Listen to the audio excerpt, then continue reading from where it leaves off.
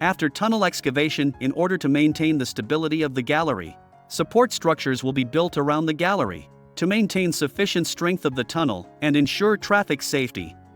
The support structure is also known as lining. In this lesson, we will learn the construction of support structures. First, let's have a look at one of support structures of the tunnel trunk. The model building concrete monolithic lining, formwork and arch frame are erected in the gallery and then poured with concrete for curing. Depending on different geological conditions or different surrounding rock classes, there is vertical wall type and curved wall type for model building concrete monolithic lining. Let's get to know the vertical wall type first. The vertical wall lining consists of three parts: upper arch ring, vertical walls on both sides, bottoming. Vertical wall lining is suitable for good geological conditions, with main vertical surrounding rock pressure and low horizontal surrounding rock pressure. It is mainly applicable to Class 1-3 surrounding rock, and sometimes to Class 4 surrounding rock, except for the vertical walls on both sides. Vertical wall linings are in special forms as follows: 1. Semi-lining or omission of sidewalls. 2. Large arch springing. 3. Reduce the grade of sidewall building materials or adopt lace wall, such as column-type sidewall and multi-arch sidewall. Next, let's learn about the curved wall model building concrete monolithic lining. The sidewalls on both sides are curved, including the top arch ring, bottom inverted arch or bottoming. Curved wall lining is applicable for poor geological conditions, such as Class 4, 5, and 6 surrounding rocks, with loose and broken rock mass, low strength, and large lateral pressure, and there's groundwater.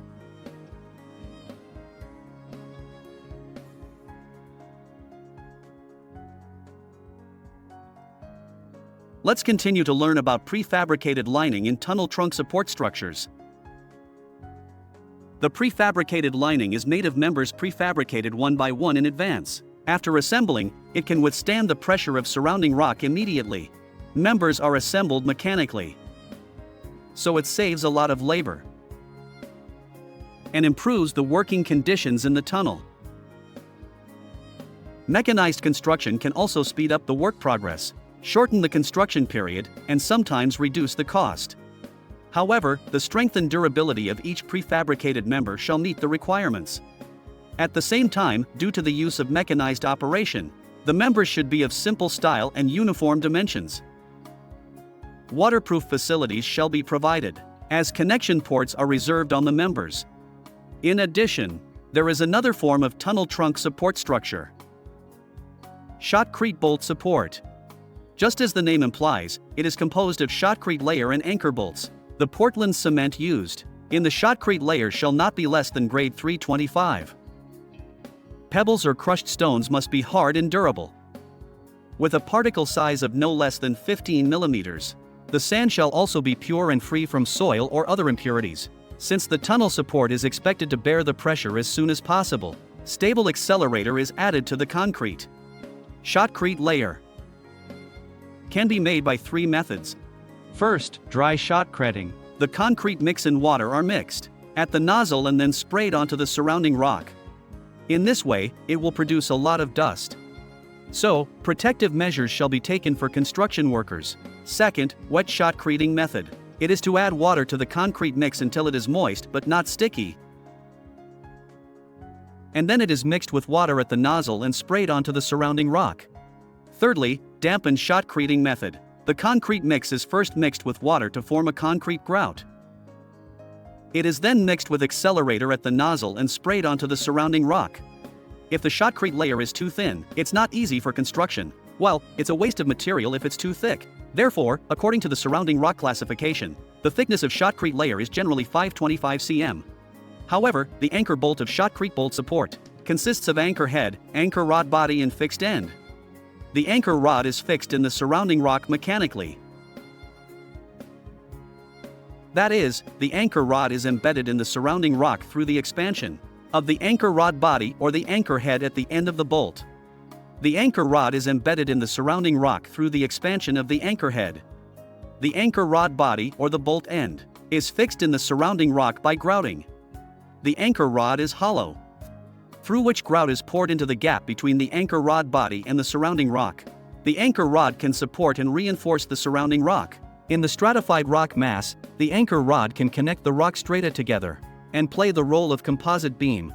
In unstable rock mass, the anchor rod can suspend the unstable rock mass from the stable rock mass.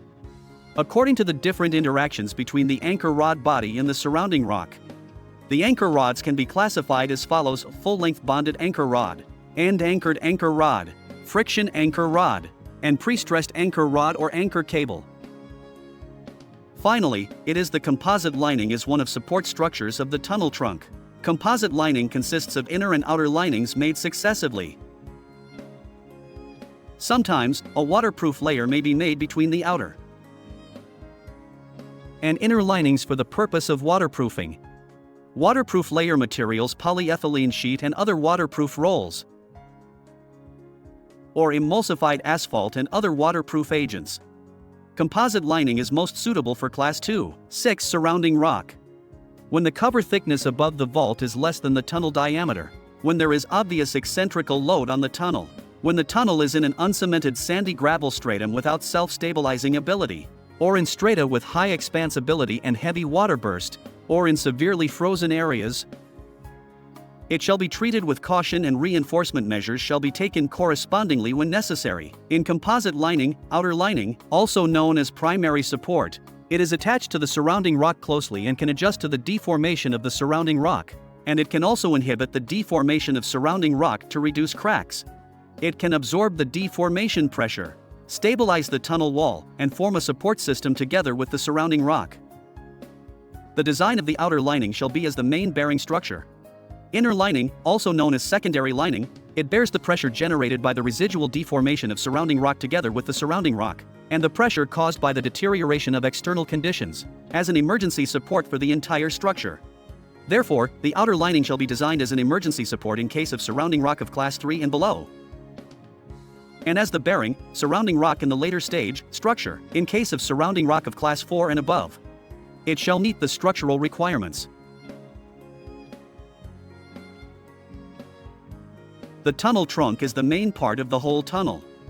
Reasonable selection of support structures of the tunnel trunk helps to maintain stable pressure of the surrounding rock, to avoid accidents and reduce the project cost.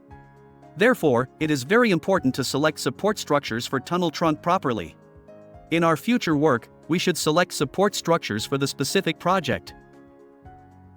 The construction shall be carried out in strict accordance with the specifications to ensure tunnel safety.